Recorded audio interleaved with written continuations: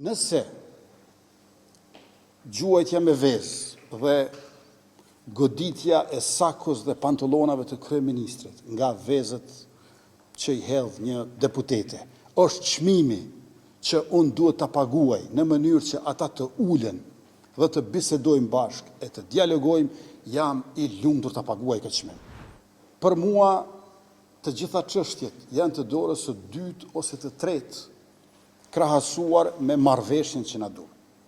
Prandaj, edhe nëse bëhen aksione të këtilla kundër meje, unë nuk jam këtu për veten time. Unë jam këtu për Republikën e Kosovës. Dhe kërkoj që edhe të tjerët të ulemi bashkë dhe për Republikën e Kosovës të bëjmë marrëveshje. Nëse